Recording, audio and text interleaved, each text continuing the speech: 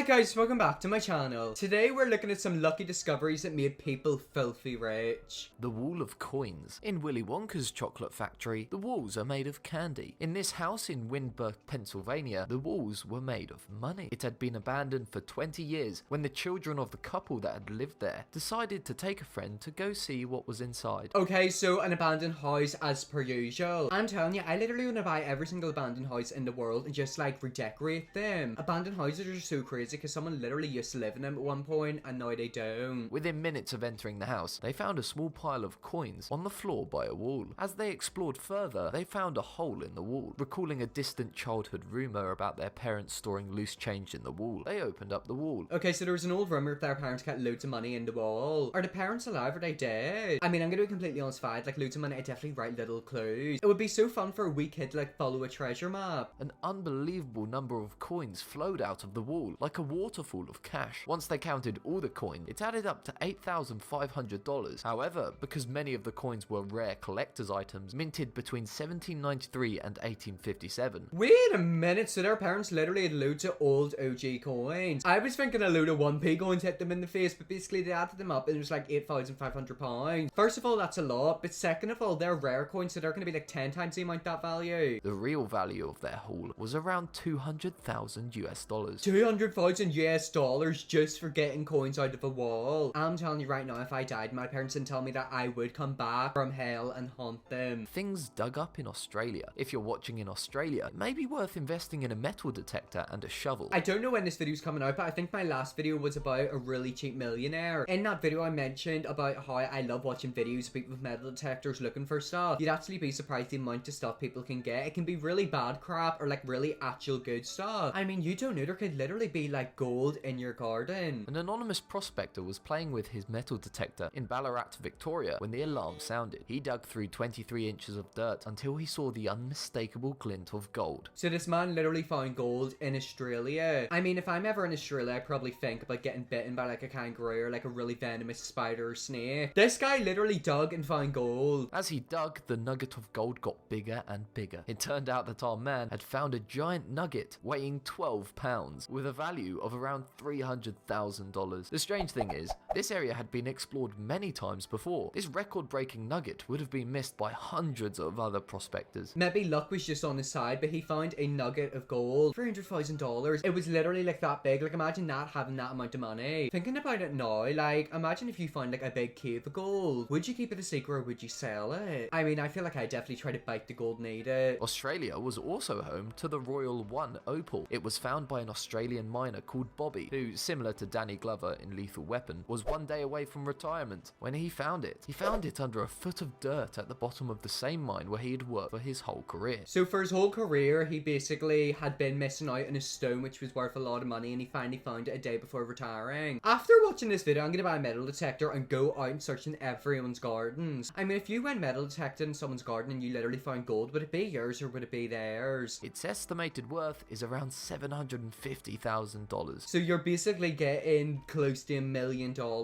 Yep, after this video, I'm getting a metal detector. The third imperial egg. An anonymous man in the Midwest of the US was scraping a modest living by buying metal objects and selling them for scrap. For $14,000, he purchased a golden orb decorated with gems, hoping to make a $500 profit when he sold it on. However, he decided to get it professionally appraised first. Okay, so if you don't know what that means, basically you can go to like professionals and they will tell you exactly how much something's worth. What's that show? Is it Pawn Stars or something else? There's like a show where basically people bring in their like own objects, and whenever the professionals look at it, they'll tell you how much it's worth. There's been a few times where people have brought stuff in which is really rare and they get a lot of money for it. It turned out this lump of unwanted metal was actually the third imperial egg, one of the 50 original Russian Fabergé eggs. Only 42 of them were believed to have survived the Bolshevik Revolution, and this one was thought to have been destroyed. Okay, so they literally thought this egg was destroyed. Obviously, if it's from Russia and was like meant to be destroyed during the war, it's gonna be worth a lot of money. Is this man gonna become a millionaire? Our man sold it to an art collector for a staggering $33 million. That's a lot more than the $500 he thought he was going to make. Okay, so he literally bought it for $14,000, thought he was gonna make $500 profit, and he made basically $32.9 million profit. Wow, now that is a lot. Do you want to know something? Now, whenever I come across an object, I'm gonna literally look at it and think this is definitely worth a load of money. money. I mean, whenever I was younger, I used to have like this 2p coin, which was from 1902. Should I go and search for it? Like, I'm telling you right now, it's definitely worth £1 billion. Mo money, mo problems. This is a story of how greed can cause a large fortune to turn into a small fortune pretty quickly. Oh no, something bad is gonna happen. And this is why you should keep your mouth shut. I've got a feeling someone's been doing a bit too much talking and they've turned their back and backstabbed someone. In 2008, builder Bob Kitts was smashing up a bathroom for his old school friend, Amanda Reese, when he found 2 large medicine chests hidden in a wall. He opened the chests, and to his surprise, they were full of envelopes. Each one had a $50 bill in it. Okay, $50 and loads of envelopes. You would probably think, oh my god, is this like some assassination thing? Why are they literally hidden in a medicine box? Was it like an old relative who kept it in there for whenever it was someone's birthday? I mean, I have heard stories about how old people keep all their money in like a couch or like a sofa, and then their children will throw out that sofa to get them like a new one, but they don't realize all the money's in that. The envelopes were addressed to the P. Dunn news agency. All in all, there were $182,000 in there. The 2 old friends were initially thrilled, but that's where their trouble began. Exactly, because they're gonna argue. One of them's gonna say, oh, I found it, so it's all my money. I don't want to split it. I don't want to split it 50-50. I want all of it. If you won the lottery with your mum, would you split the money 50-50? I had the conversation with my mum and I was like, I absolutely would. You know, you brought me up, you fed me, you took care of me. You can have most of it if you want. I just want at least 40%. But each thing in $50, so there was like, how many envelopes? Like 90,000. Oh my god, why was this person trying to send so much money in envelopes? Reese offered Kitts 10% of the money, but he wanted 40% and sued her. Oh my god, so he sued her. I mean, to be fair, I'm with kids. If you literally found $180,000 and the person was like, I'll give you 18,000, you'd look at them and say, go off. I mean, at least give him like 40 or 30. You know, he is the one who found it. If it weren't for him, you probably would have never known about the money. The estate of the P. Dunn news agency found out about it, and they wanted a piece too. Eventually, a judge split the money between Reese, Kitts, and 21 descendants of Mr. Patrick Dunn. I bet the 2 friends wished they'd kept their mouths shut. I mean, yeah, that probably would be good if they kept their mouth shut. But why did the news agency get some? Like, why was the person being sent money in the first place? Was something sketchy going on? Was someone committing a crime? 1974, D. Penny. When he died, a Denver Mint employee left his son Randy a small coin collection. Randy kept this handful of coins in a sandwich bag, and after he moved from Denver to San Diego, the bag stayed in his car for over a month. Okay, so he left the rare coins in his car for a month. That's really sketchy. Are these coins gonna be worth loads of money? I'm telling you, I have a coin from 1902 or 1901. I also think there's like a man on it, so it's not a Queen Victoria coin. She's not been around that long. Was it a king back then? I don't even know how the way like the royals work.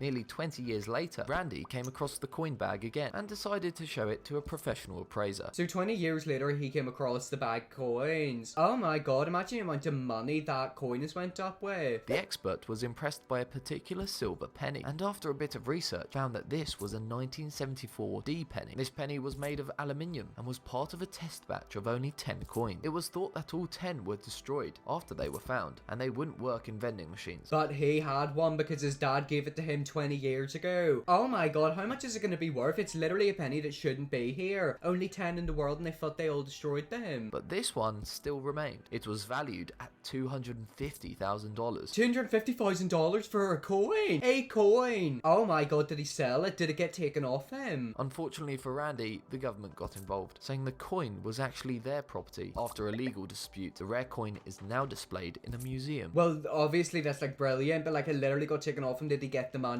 I want Randy to get the money. Screw the government. Give him his money. Rare paintings. What's in your attic? Mine's full of a load of junk. So was the attic of Norwegian businessman Christian Nikolai Mustad. Or so he thought. In 1908, Christian bought what he thought was a painting by Vincent van Gogh. However, art experts at the time told him they'd actually bought a forgery because it was not signed. But it actually was his all along, wasn't it? I mean, there's loads of stuff that your grandparents have, especially in the attic. Back whenever I was in primary school, we had a World War II or World War I day. Basically, where you bring stuff in from the war if you had it. Whenever my parents were growing up, or my grandparents, they used to have loads of stuff. And basically, one side of my family took most of it. So, like, I don't have any. Does that make sense? Basically, it was like years ago, way before my parents were born. They had like loads of stuff from the war because the war ended, and one side of the family took all of it and left the other side with none. So whenever I went in, I had nothing to take into school except for my coin from 1902. Incensed, Christian banished the painting to his attic, never to be seen again. When Christian died, his descendants discovered the painting and found out more about it. In 2011, art experts decided that this painting, called Sunset at Montmajour, was the real thing after all. So that man literally died thinking that his painting was fake. Oh my god, with the amount of money they're gonna get for that painting, because I know a Vincent van Gogh painting or whatever his name is, it makes a lot of money, so they better go resurrect him from the dead, give him a high five, and then kill him again. And it was worth around $50 million. $50 million?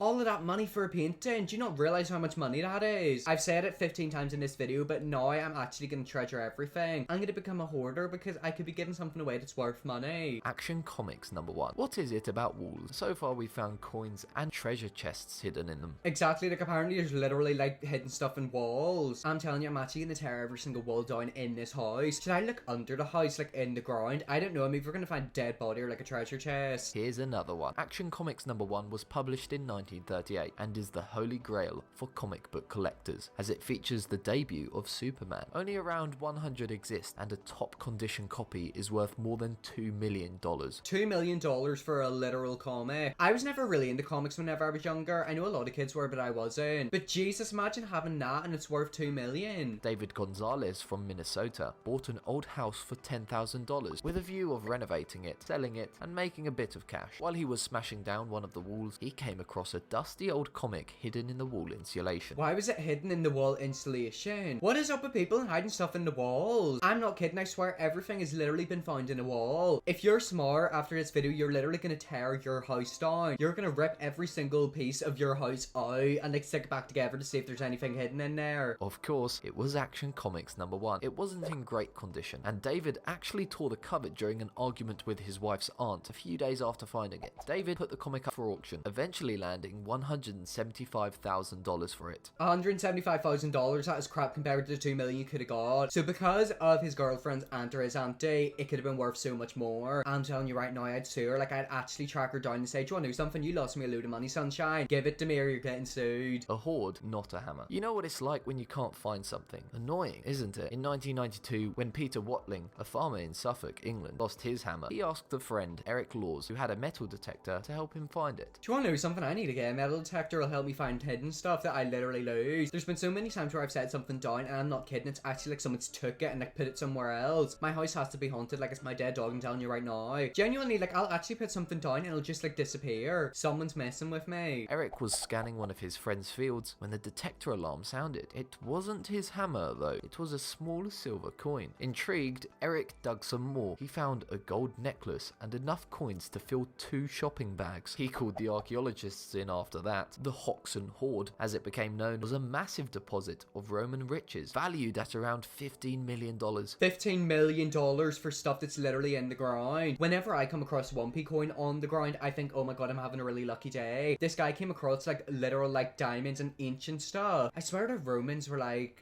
not in England, were they? I don't know why, but I was just thinking they were in like the Middle East somewhere, like Egypt. They found a chest containing 15 gold bracelets, a silver bust of a woman, and over 1,000 gold coins. Most of the find is now on display in the British Museum. Eric was rewarded with $2.3 million, which he shared with Peter. Okay, so we got 2.3 million for that when it was literally worth 15. I don't know, but I think he got ripped off. Anyways, guys, that is the end of the video. That is some lucky discoveries that made people rich. If you're gonna learn anything from this video, it is to buy a metal detector and go and detect everywhere in your house, garden, and just everywhere. You don't know, you might find a dead body of a child or a literal gold crown. I hope you all enjoyed this video. If you're, press the big red subscribe button, and yes, I'll see you all in my next video.